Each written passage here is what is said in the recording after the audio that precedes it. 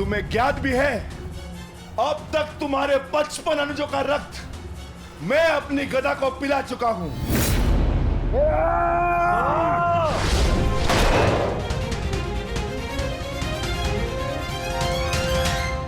अश्वत्थामा, अश्वत्थामा, उठो उठो पुत्र, उठो।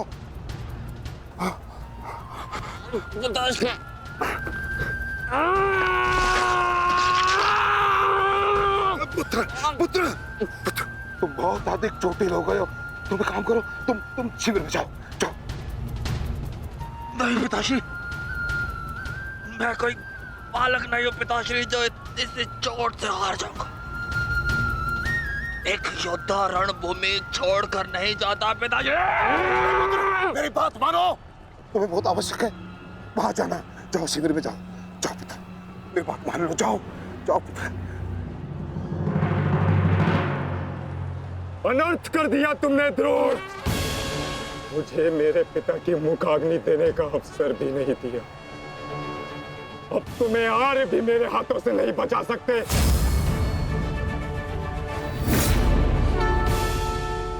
सावधान!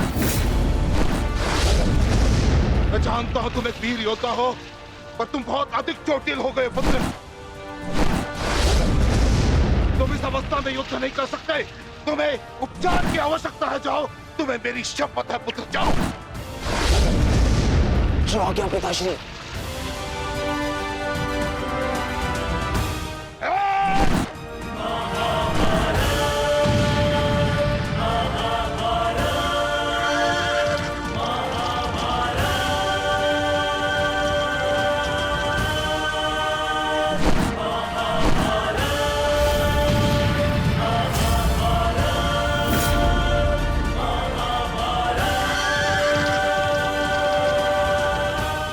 अश्वत्थामा जा रहा है पार्थ।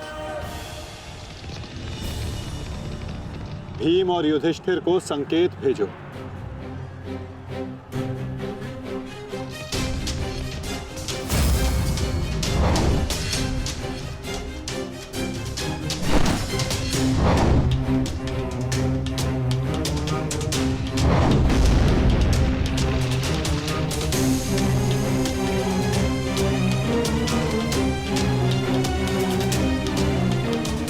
अर्जुन कोई संकेत दे रहा है।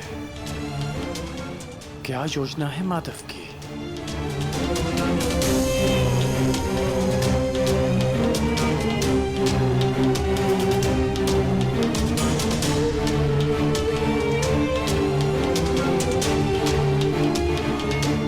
जाना तो नहीं चाहता, परंतु माधव का संकेत है, मुझे जाना होगा। प्रतीत होता है तुम्हारे जीवन के कुछ प्रहर अभी शेष है।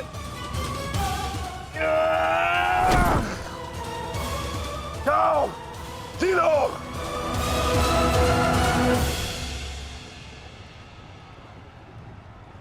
सारथी, आगे बढ़ो।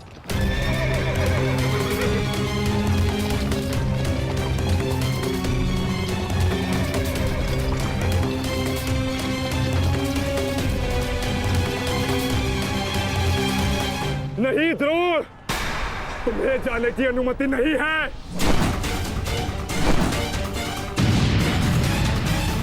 कर्ण, अश्वत्थामा की सहायता करो। वो बहुत अधिक जख्मी है और भीम उसके पीछे है। जाओ।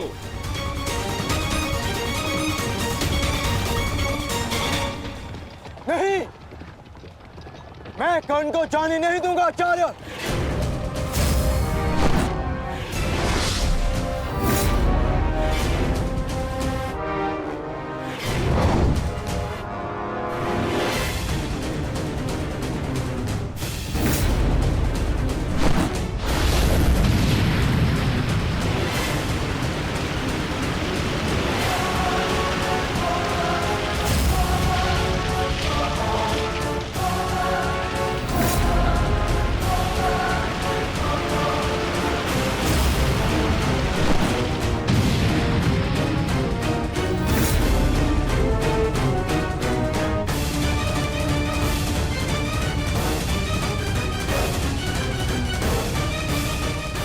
स्मरण रहे पार्थ, यदि कर्ण अश्वत्थामा की सहायता के लिए वहां पहुंच गया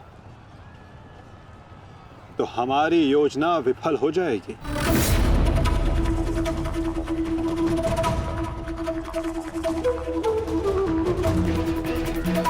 तुम्हें कर्ण को वहां तक पहुंचने से रोकना होगा पार्थ।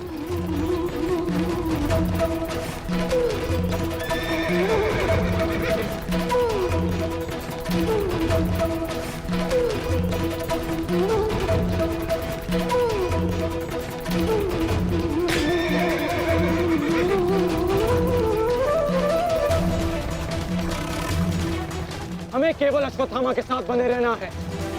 उसे किसी भी परिस्थिति में अकेला नहीं छोड़ना है। सत्यसेन, शीघ्रता करो।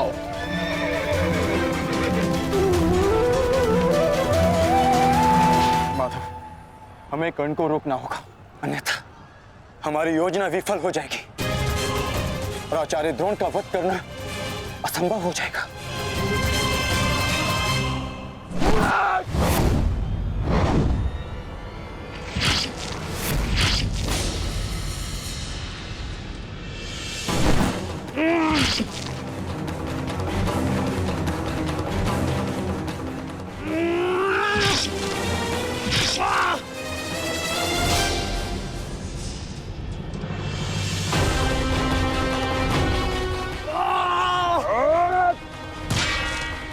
अभी भी समय है, लौटो।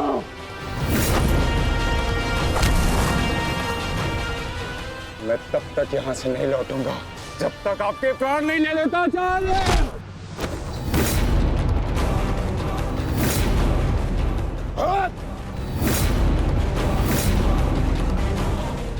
कहा था मैंने कि मैं पिता और पुत्र का वध एक दिन में नहीं करना चाहता, परंतु तुमने मुझे विवश कर दिया।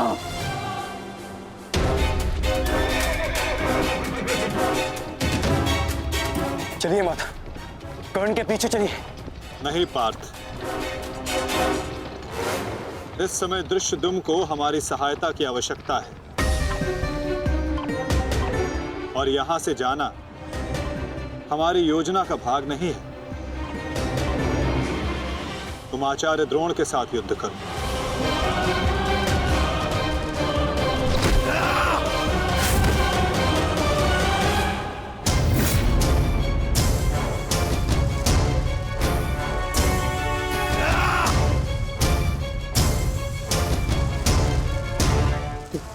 दूर हटो, मैंने कहा दूर हटो, मैंने तब प्रणाम ठीक नहीं होगा। दूर हटो। देखा देश, अंत समय आने पर भी कुछ मूर्खों की अकड़ नहीं जाती, उनकी अकड़ उनके मृत्यु के साथ ही जाती है।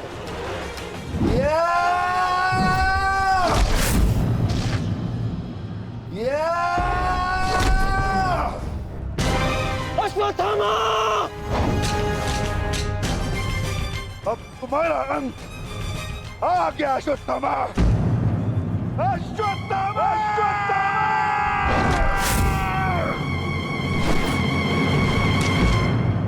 ये तो भीम का स्वर है। कोई ऐसा तो नहीं कि भीम अश्वत्थामा के साथ द्वंद कर रहा हो। मुझे शीघ्र वहां पहुंचना होगा। भीम की गर्जना का आशय आप भी समझते हैं आचार्य कि ये द्वंद्व समाप्त हो गया है और इस द्वंद्व के समाप्त होने से प्रतीत होता है कि अश्वत्थामा का वध हो चुका है आचार्य।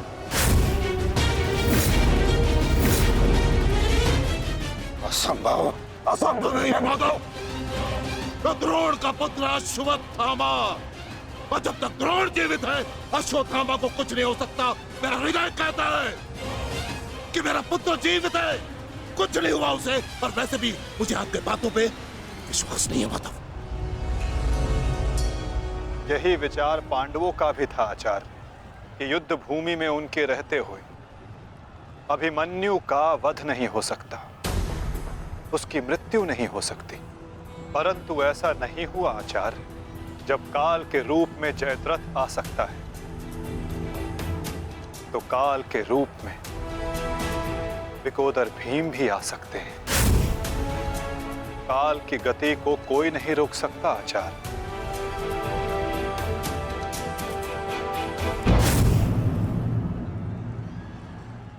सावधान भीम!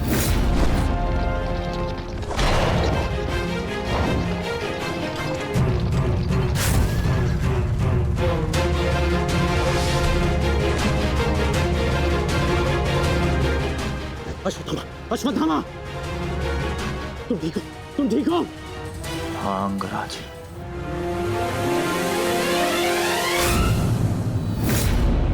ये तो भीम पुत्र सुतसोम है। ये भीम कहाँ है? वो वही है जहां उन्हें होना चाहिए। आचार्य, आज कर्ण नामक कवच भी अश्वत्थामा की रक्षा नहीं कर पाया।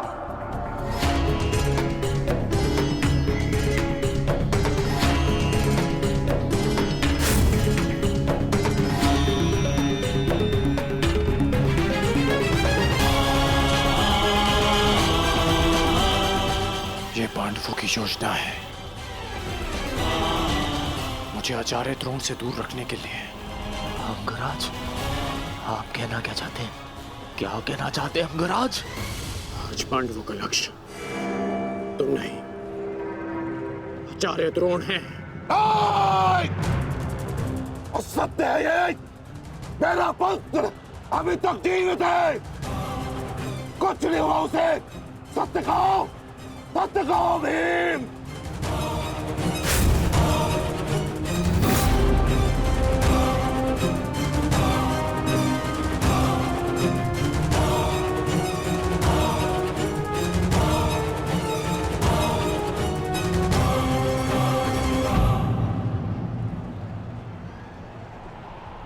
धर्मराज,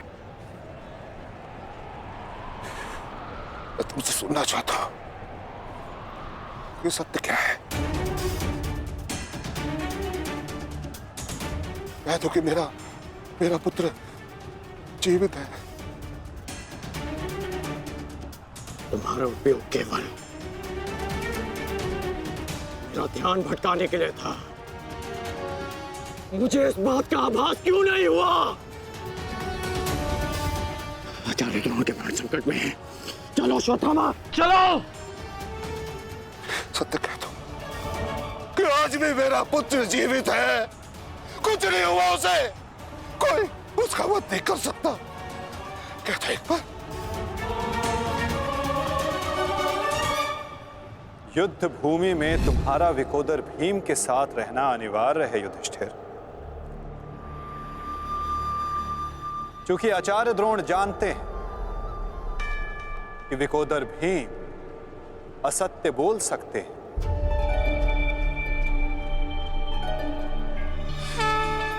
किंतु धर्मराज युधिष्ठिर नहीं। और वो ये सुनिश्चित करने के लिए तुमसे ये प्रश्न अवश्य करेंगे धर्मराज।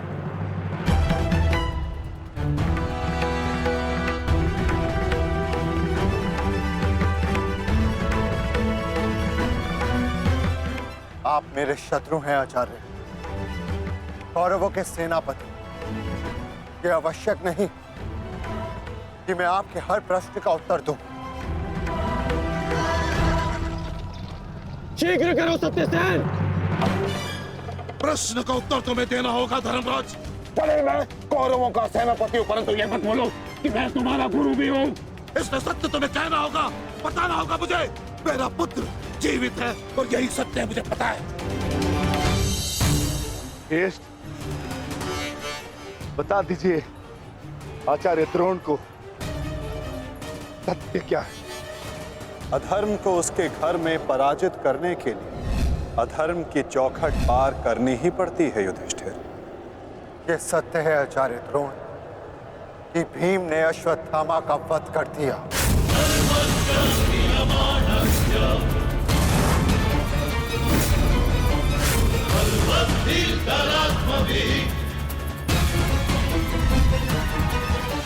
नहीं माधव, मैं असत्य नहीं कहूंगा। तुम्हें असत्य नहीं कहना है युधिष्ठिर। विकोदर भीम अश्वत्थामा नामक हाथी का वध करेंगे।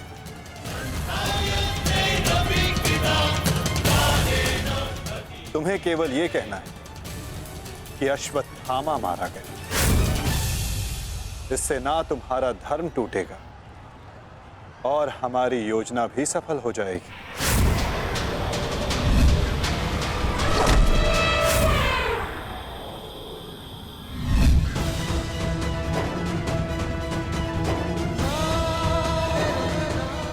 पुनः एक बार कह दो धर्मराज कि ये सत्य है।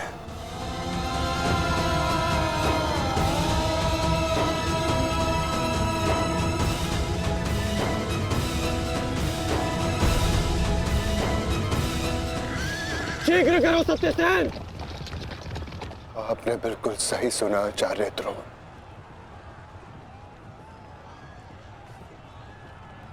अश्वत्थामा मारा गया।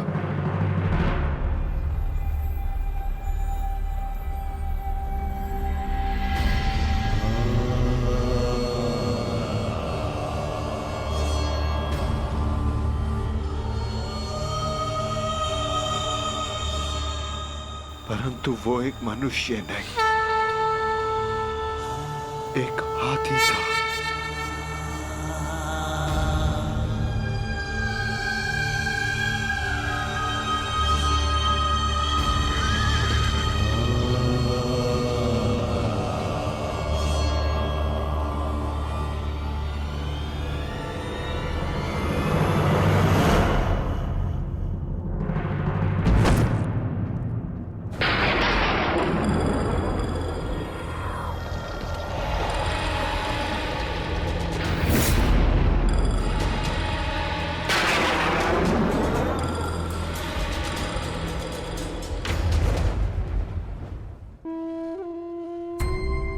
जिस पुत्र के लिए आप आचार्य से शिक्षक बन गए, जिस पुत्र के लिए आपने अपने शिष्यों से गुरु दक्षिणा नहीं मूल्य मांगा,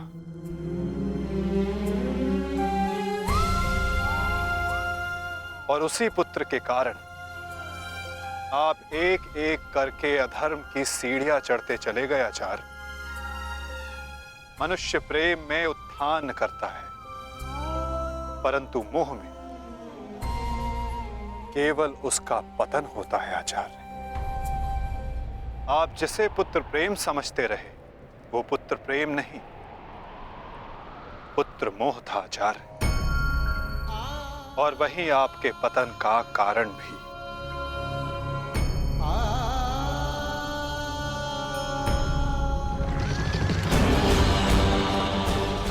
शीघ्र करो सत्यसेन।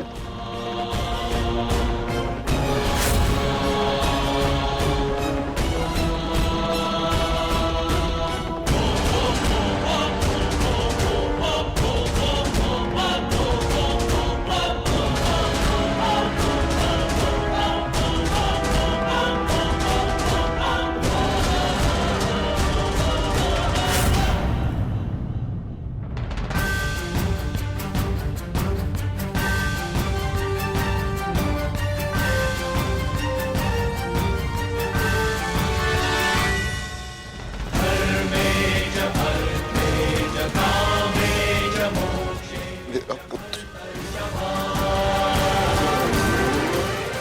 अश्वत्थामा!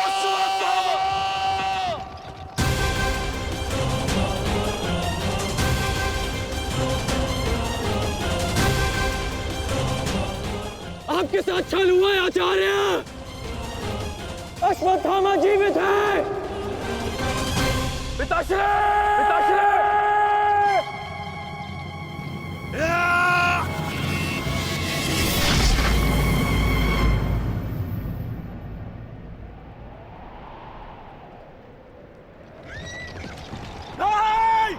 आचार्य!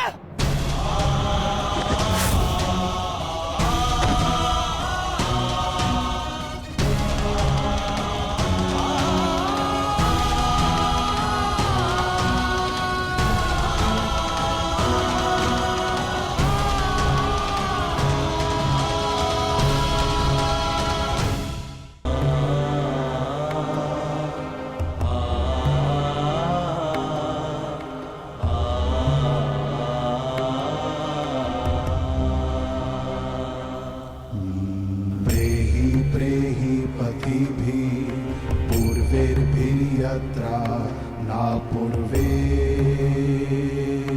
पितरपर्युः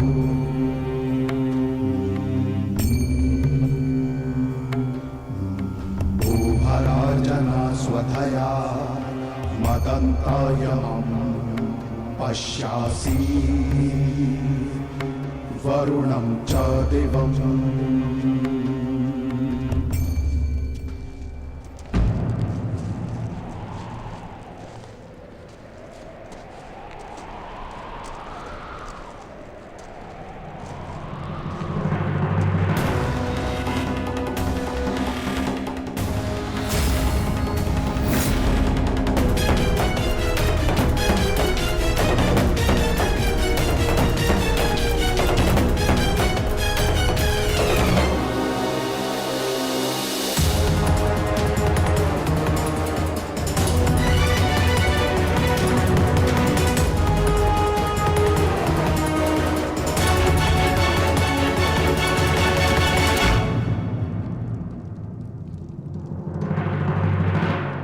लोभी, कुटिल, छलिया, कपटी, महाविनाशी, ये सारी उपाधि इस दुर्योधन की थी। परंतु आज युधिष्ठिर तुमने मुझसे ये सारी उपाधियां छीन ली और अपनी बना ली। आज तुम इन सारी उपाधियों के सम्राट बन गए।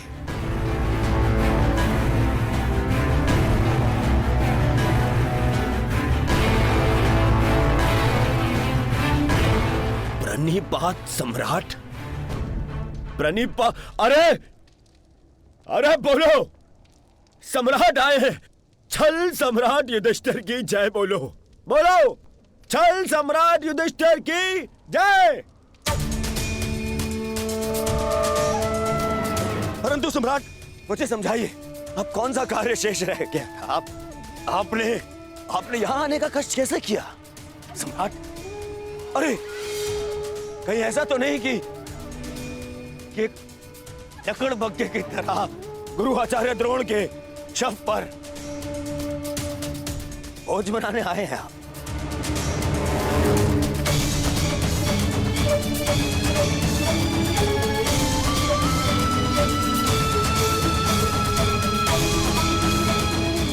भोज मनाने आए हैं?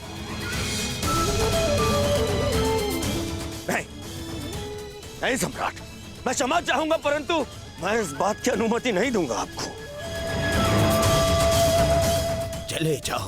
चले जाओ यहां से, अन्यथा मैं आप लोगों के शव पर उत्सव मनाऊंगा। चले जाओ। हम यहाँ युद्ध करने नहीं आए, अपने गुरु के अंतिम दर्शन करने आए हैं। इस समय मैं अर्जुन नहीं, अपने गुरु का शिष्य हूं। हम पांडु पुत्र होने के नाते नहीं, परंतु कुरुवंशी होने के नाते उनके अंतिम दर्शन करने आए हैं। नहीं, तुम्हें इस युद्ध में विजय मिलेगी और ना ही अपने गुरु के दर्शन।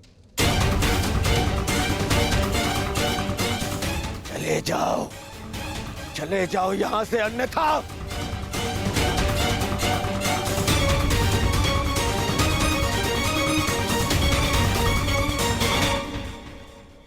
गुरु द्रोण के अंतिम दर्शन करने का अधिकार सबको है।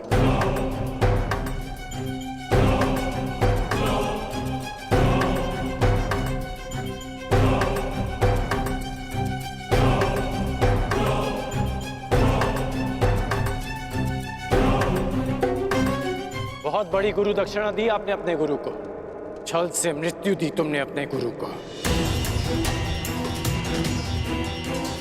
उन्होंने अनेकों दिव्यास्त्र सिखाए तुम सबको, परंतु विश्वासघात नामक अस्त्र का कोई उत्तर नहीं था उनके पास। धर्मराज, क्या उत्तर है आपके पास आपके छल का?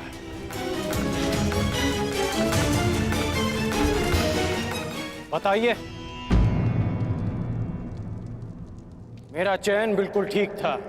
दुर्योधन तुमसे बेहतर राजा होगा।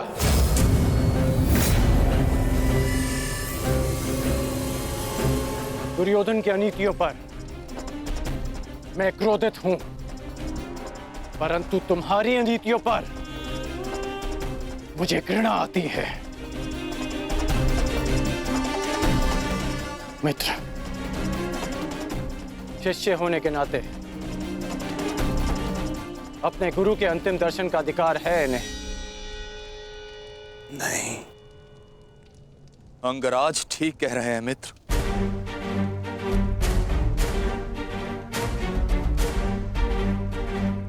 इन्हें अधिकार है।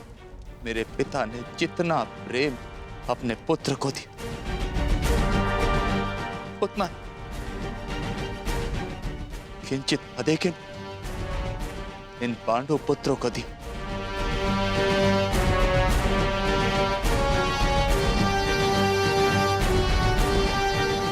उससे भी अधिक इस अर्जुन को।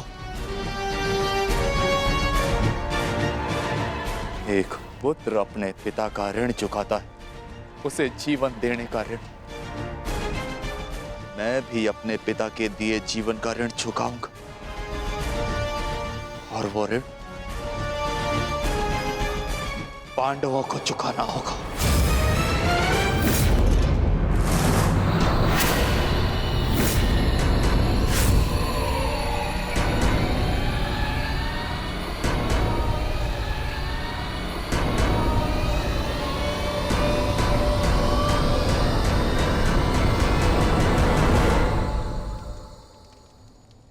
पापियों और दैत्यों की भांति तुम लोगों ने विद्या पर लांछन लगाया है।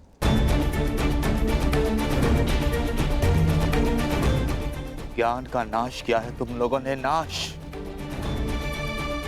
धिक्कार, धिक्कार है तुम लोगों पर।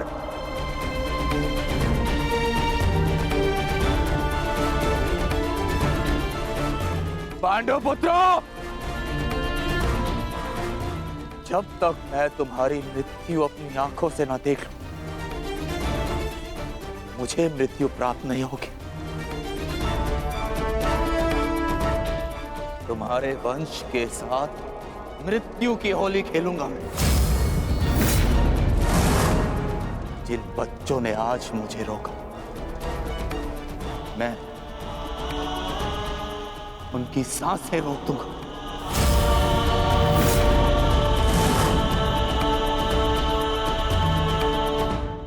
जिन बच्चों ने आज मुझे रोका, मैं उनकी सांसें रोक दूंगा।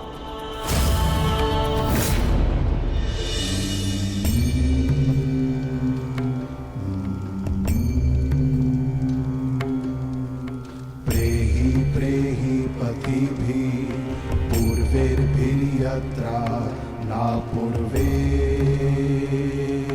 पितरपर्युः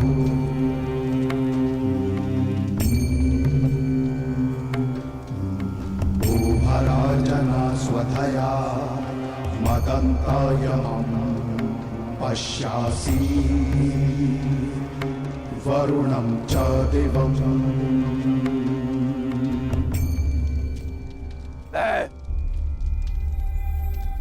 द्रोण पुत्र अश्वत्थामा, ये प्रण लेता हूं कि तुम्हारे संपूर्ण वंश को नष्ट कर दूंगा, नष्ट कर दूंगा, नष्ट कर दूंगा, नष्ट कर दूंगा, नष्ट कर दूंगा, नष्ट कर दूंगा।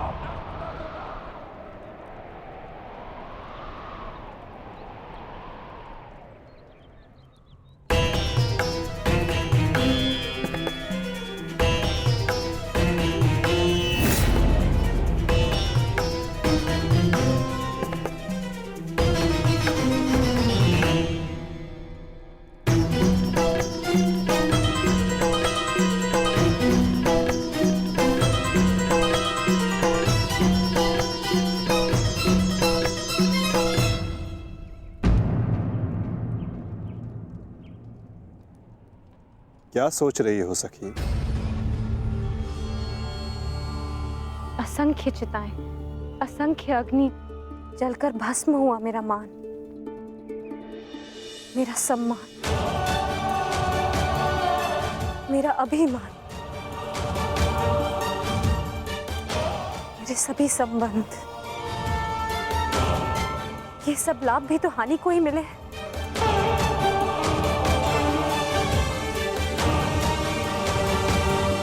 वो देखिए माधव,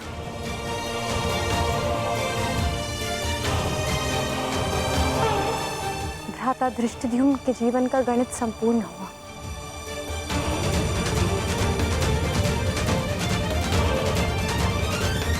अब उनके जीवन का न्यून लाभ है। इस जटिल गणित में न केवल हानि और लाभ है सखी, इस गणित के अनेकों कोण भी हैं। उधर देखो, तुम्हारी पुत्र वधू खड़ी है।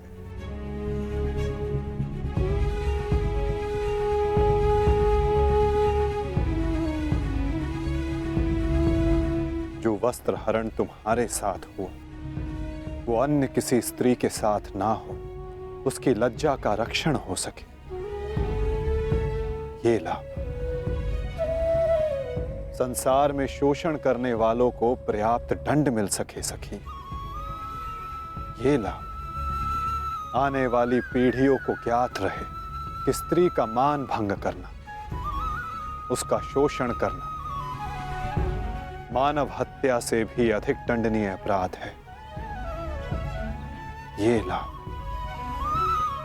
और ऐसे लाभ के लिए बलिदान अनिवार्य है सखी, और ऐसे बलिदान देने की क्षमता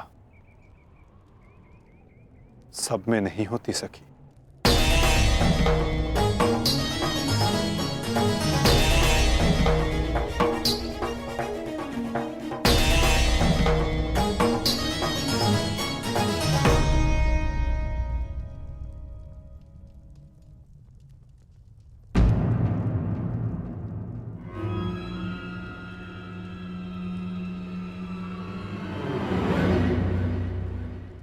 सुप्रिया का संदेश आया है भगतग्राम से।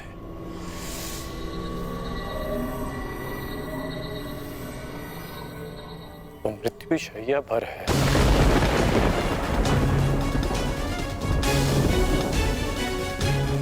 इसमें लिखा है कि उसके पास अधिक समय नहीं बचा। हमें शीघ्र उसके पास पहुंचना होगा कर्ण। उसे तुम्हारी आवश्यकता है। हाँ, अंगराज, ज्येष्ठ ने संदेश भेजा है, आपको शीघ्र उपस्थित होने को कहा है।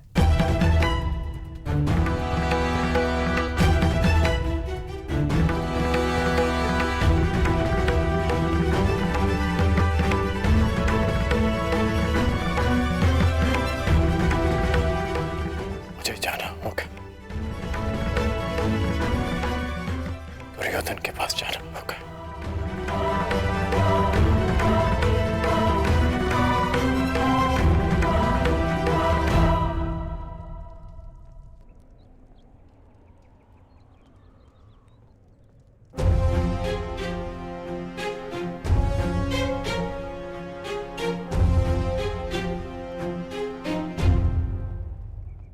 अनेक दिनों से मेरा हृदय ही नहीं, मेरा मन भी जो चाहता था, आज वो पूर्ण होने जा रहा है। दुर्योधन की पताका और हस्तिनापुर का ध्वज दोनों ही अब बलशाली होने जा रहे हैं। इस पताका की तीक्ष्णता और भी तीव्र होगी, क्योंकि इस पताका का नेतृत्व करेगा मेरा मित्र अंगराज कर्ण।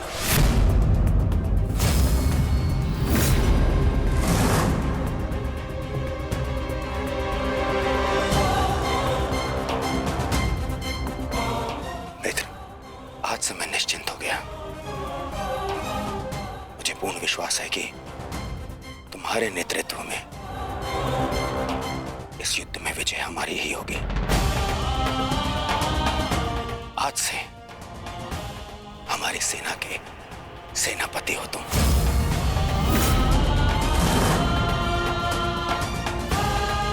दुर्योधन, किसी दासी स्त्री के लिए पति चुन रहे हो, अपनी सेना का नायक चुन रहे हो?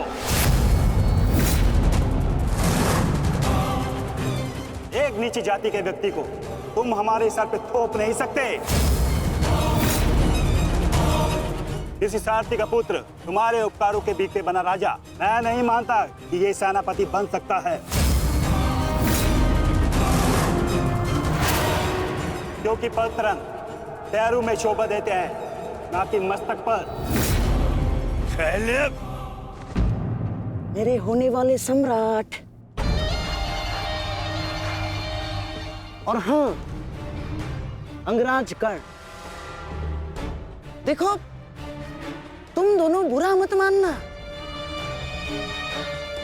प्रश्न केवल ये नहीं है कि अंगराज सूत है या क्षत्रिय।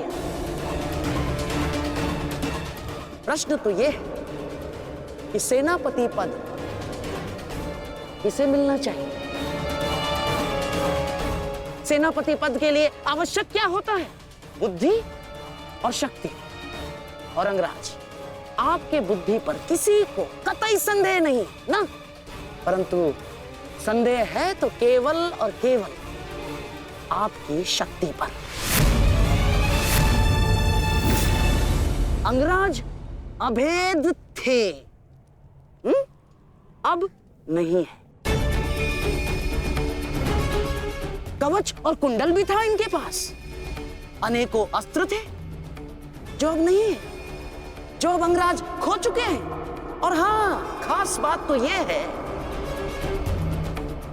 अर्जुन के लिए जो अस्त्र था वो भी आप खो चुके हैं।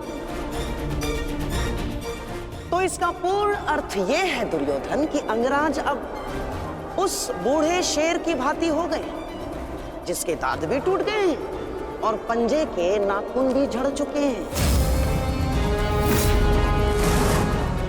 और ऐसे शेर के साथ चूहे भी व्यंग करते हैं।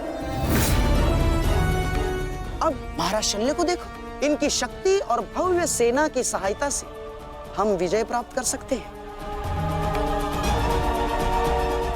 अब यदि अंगराज आपके परम मित्र हैं तो वो भी इस बात को मानेंगे, हैं?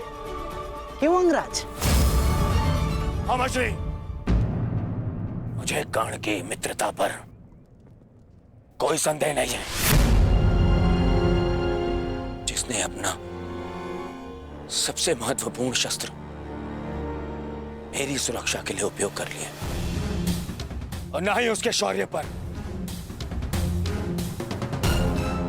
संदेह तो मुझे शैल्य पर है, क्योंकि कायरों के भांति रण छोड़कर भागना सबसे पहले इन्हें आता है। एक नहीं, दो बार अवसर मिला इन्हें, पर इन्होंने क्या किया? रण छोड़कर भाग गए, एक ऐसे चूहे की तरह जो केवल शेर की दहाड़ सुनकर ही भाग जाता है, भाग जाता है। इस चूहे को मैं ना तो अपनी सेना का सेनापति बनाऊं और ना ही अपनी दासियों का पति। मूर्ख हो मूर्ख, तुम दोनों मूर्ख हो। एक मूर्ख का सम्राट और एक मूर्ख का सेनापति। तुम दोनों मूर्खों को लगता है पांडवों पे विजय पाओगे? बस मद्रराज,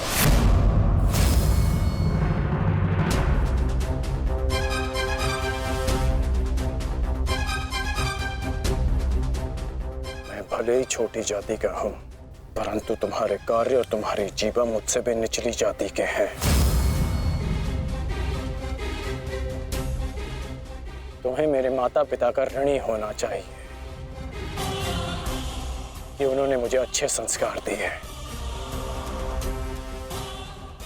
नहीं तो अभी तक तुम्हारी जीवा मेरे पैरों के नीचे होती।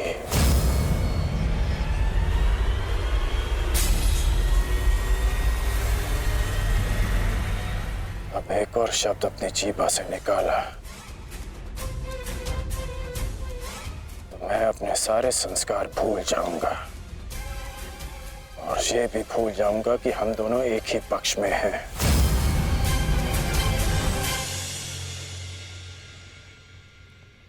कुछ भी कह लो, कुछ भी कर लो, जब तक तुम सेनापति हो मैं नहीं लड़ूंगा।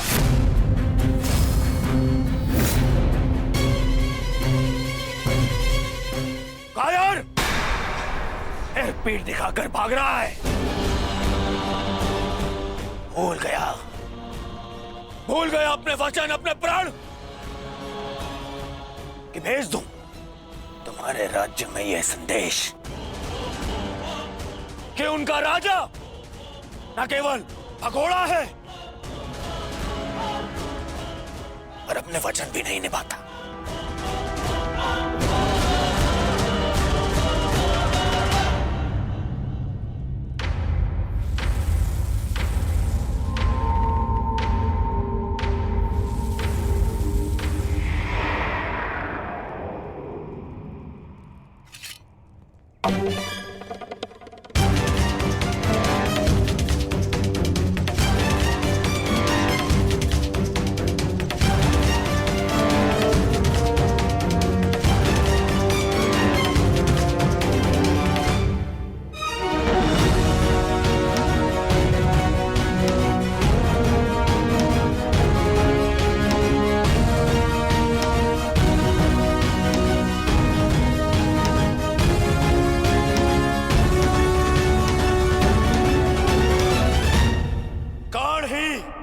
सेना का नेतृत्व करेगा।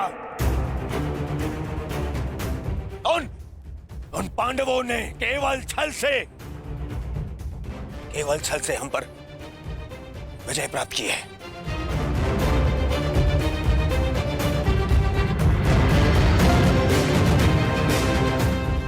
कर्ण मेरा कवच है, मेरा विश्वास है।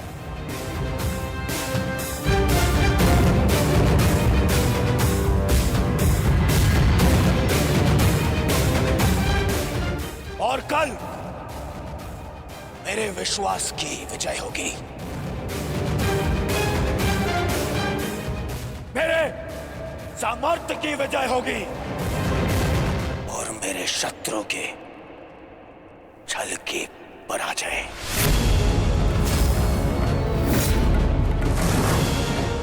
अंगराज कर्ण की, अंगराज कर्ण की, सर सेनापति की, सर सेनापति की।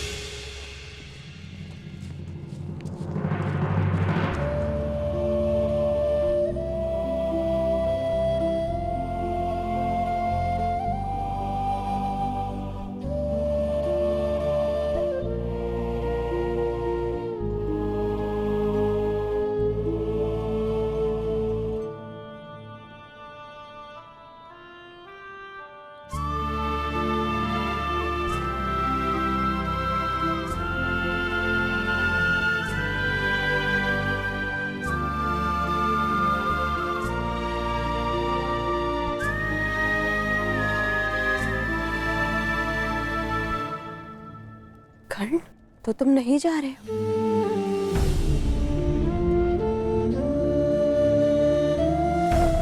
कर्तव्य का बंधन अपनों के बंधन से बड़ा होता है वृषाली। मेरे परिवार के लिए मैं अनेकों परिवारों का विश्वास नहीं तोड़ सकता। सेनापति का कार्य है एक पति के कार्य से बड़ा होता है।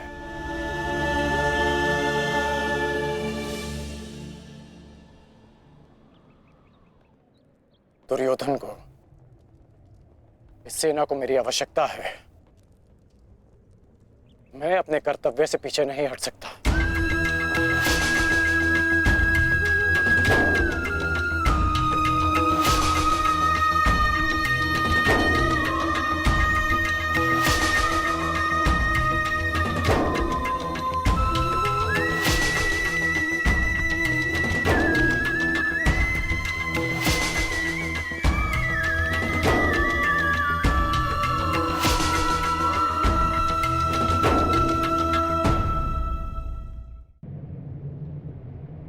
15 दिन, मात्र 15 दिन पूर्ण हुए हैं इस युद्ध के संजय, और इन 15 दिनों में मैंने अपनी सारी शक्ति, सारे सहारे खो दिए हैं। ताक्षरी शरशैया पर आचार्य द्रोण की निर्दयता से हत्या कर दी गई, और मैंने अपने 90 पुत्रों को खोया है। अब और क्या खोना शेष है? क्या मैं अपने 10 पुत्रों को भी खो दूंगा? जब मेरा कुरुवंश ही समाप्त हो जाएगा, जब मेरा पिंड दान करने के लिए कोई नहीं रहेगा, तो क्या लाभ ऐसे विजय का, और क्या हानि ऐसे पराजय से? ये कैसा अकाल आया है संजय, जिसने मेरे कुरुवंश के वृक्ष की सारी शाखाओं को सुखा कर रख दिया। किस काम की? इस प्रकार से अपनी आशा को मत खोइए महाराज। युद्ध अभी शेष है और अंगराज कर्ण ने आज ही सेनापति का पद संभाला है महाराज। वो अपने वचन को अवश्य ही पूर्ण करेंगे, और जब तक अंगराज कर्ण जीवित है महाराज, तब तक कुरुवंश के वृक्ष को कोई नहीं सुखा सकता महाराज। बस अब कर्ण में ही मुझे वो आशा की किरण नजर आती है। गांधारी, गांधारी कहाँ है? वो जा चुकी है महाराज। जा चुकी? परंतु कहाँ? उन्हें सूचना मिली है कि निकट के गांव में महर्षि वेदव्यास प्रवास कर रहे हैं महाराज, और वो शीघ्र ही कुरुक्षेत्र में जाने वाले हैं। और महारानी को आशा है इस महाविनाश को रोकने के लिए महर्षि वेदव्यास से मिलकर कोई बीच का मार्ग अवश्य निकालेंगे। जिस प्रकार से आपके पुत्रों के जन्म के समय महर्षि वेदव्यास ने विशेष सहायता की है, उसी प्रकार से आपके पुत्रों के जीवन के रक्षण के लिए सहायता अवश्य करेंगे महाराज। मूर्खता है ये, मूर्ख है महारानी। संजय, शीघ्र ही कुछ सैनिकों को भेजो और महारानी को लौट आने को कहो। जी महाराज। भेजो।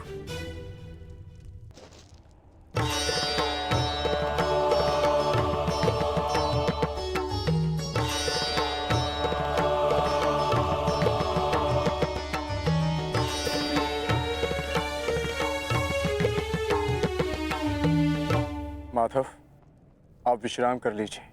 सूर्य उदय होने में केवल एक प्रहर शेष है। मुझे ज्ञात है पार्थ, और आज का ये सूर्य उदय न केवल अपने साथ प्रकाश या सूर्य की किरणें लाएगा, आज का ये सूर्य उदय अपने साथ एक परीक्षा भी लाएगा पार्थ।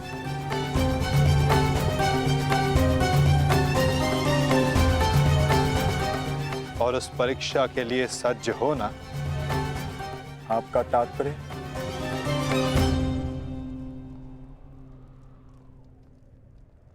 आज से व्यूह रचना का भाग केवल भाग नहीं रहेगा पार्थ,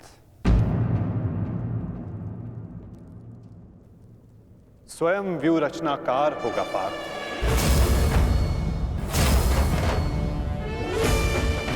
केवल आक्रमण की घोषणा होने पर वो युद्ध भूमि में आगे नहीं बढ़ेगा। समस्त कौरव सेना युद्ध भूमि में आगे बढ़ेगी पार्थ। अब अंगराज कर्ण आज्ञा लेंगे नहीं, वो आज्ञा देंगे पार्थ।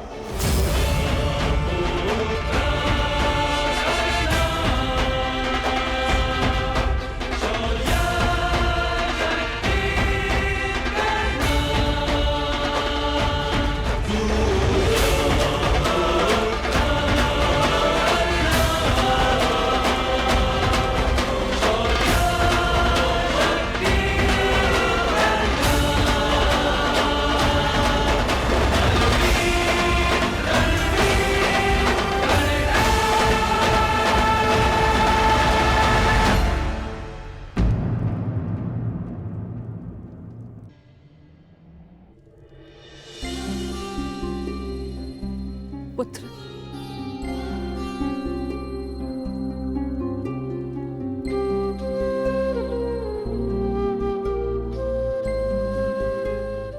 बात राजमाता, आदेश कीजिए कि ये राधे आपकी कैसे सहायता कर सकता है। अब तुम केवल राधे नहीं, कौरव सेना के सर सेनापति भी हो। तुम्हारा वचन सुनिश्चित कराने आई हूं कि सेनापति के मुकुट के भार के नीचे नहीं वो वचन न दब जाए जो राधे ने दिया था। मैं वचन देता हूं कि अर्जुन के अतिरिक्त आपके किसी पुत्र का वध नहीं करूंगा मैं। तो क्या जन्मदात्री को संदेह है कि कर्ण अपना वचन निभाएगा या नहीं? मुझे उस वचन की पूर्ति पर कोई संदेह नहीं है जो तुमने मुझे दिया है। मैं वो वचन स्मरण कराने आई हूं जो वचन तुमने अपनी पत्नी सुप्रिया को दिया था। एक पति ने अपनी पत्नी को दिया था कि आवश्यकता के समय पर वो हर समय उसके पास उपस्थित रहेगा। सुप्रिया को तुम्हारी आवश्यकता है कर्ण। जानता हूं राजमाता, किंतु मैं नहीं जा सकता।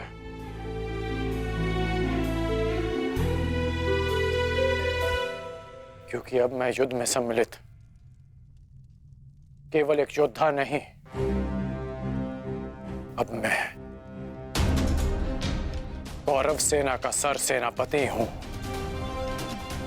अब युद्ध समाप्त होने से पूर्व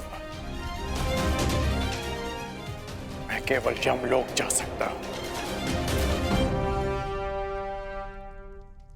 मैं जानती हूं कि तुम नहीं जा सकते, परंतु वो तो यहां आ सकती है ना। चलो मेरे साथ।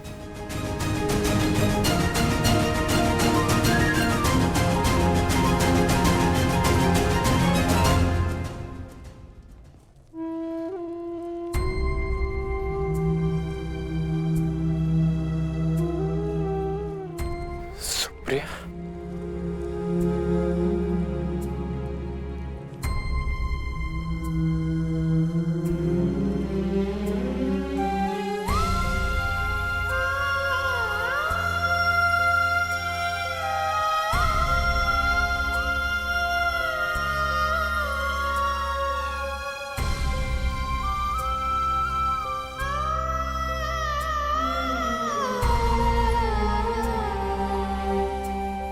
प्रणिपात आर्य।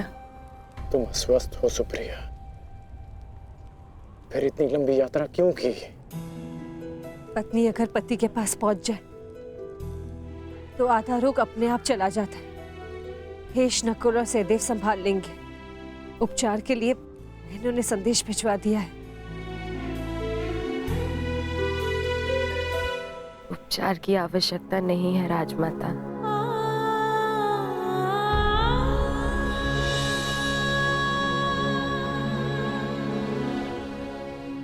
ना ही उपचार से कोई लाभ है। मेरी इच्छा थी कि मैं अपना अंतिम श्वास अपने अर्धान की छांव में लूं। बस वो पूरी हो गई और मेरे मन पे एक बोझ रह गया। दुर्शोक में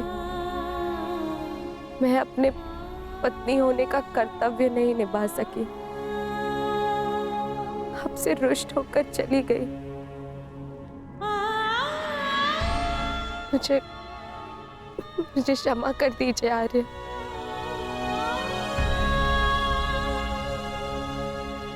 क्षमा मांगने की आवश्यकता नहीं है। मैं भी एक पुत्र हूं।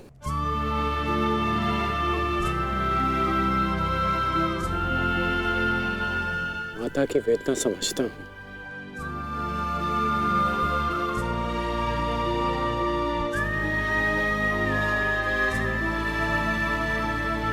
तुम्हारा कोई दोष नहीं है सुप्रिया।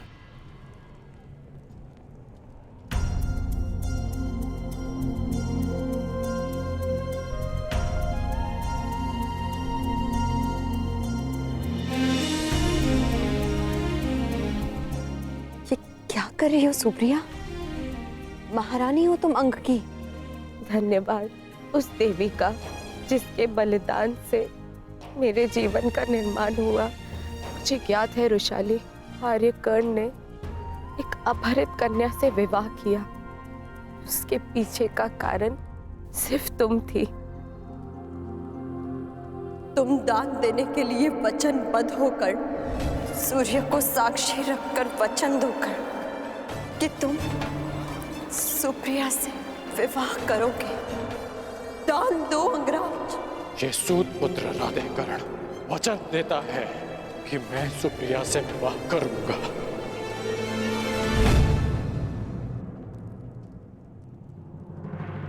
उस पल से इस पल तक मैं जितने भी पल जी हूं तुम्हारी कृतज्ञ बनकर जी हूं रुशाली। कदाचित मैंने अपने पुत्र रुसे का नाम भी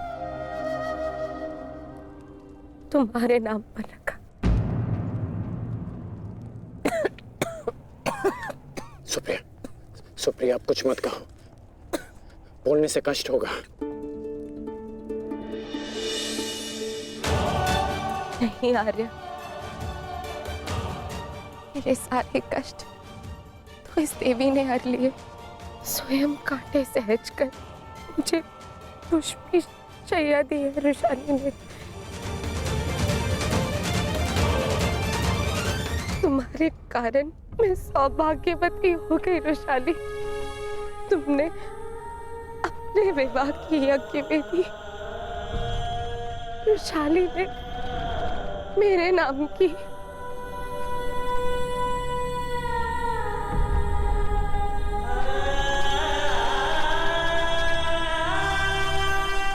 अपने वचन के लिए जाने जाते हैं ना आर्य।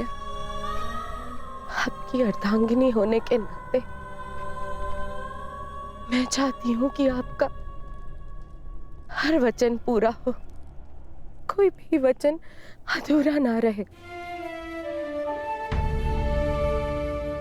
आपका एक वचन है आर्य जो मेरे कारण अधूरा रह गया था।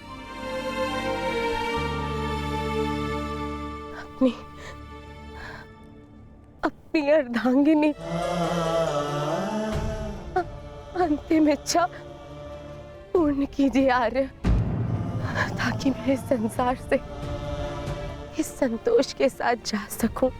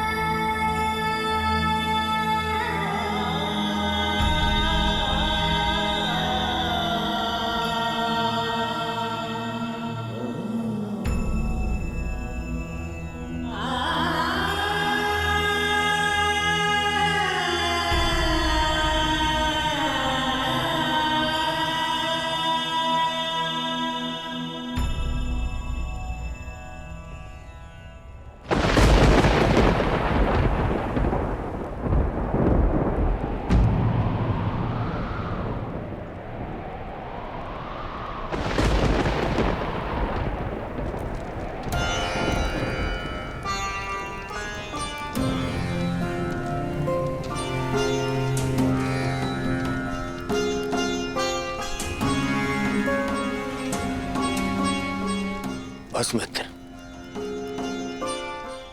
बहुत हो गया, बहुत हो गया मित्र। अब सीमा समाप्त हो गई। हम दोनों की पीड़ा सह पाने की सीमा समाप्त हो गई है मित्र। अब और नहीं, अब कल अंत होगा। हमारी पीड़ा का अंत होगा। हम कल इस युद्ध का अंत करेंगे मित्र, अंत करेंगे इस युद्ध का कल ही।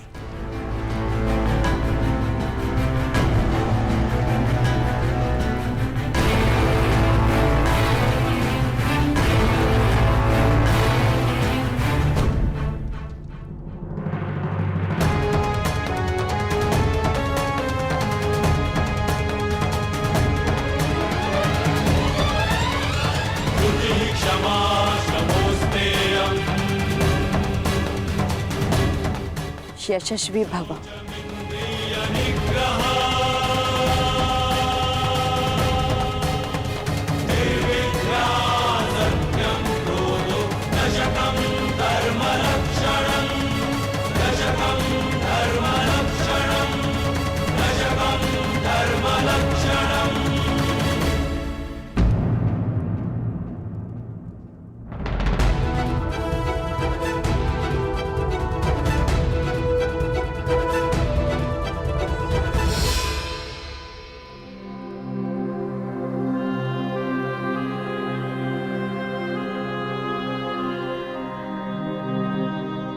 शुभम भवतु।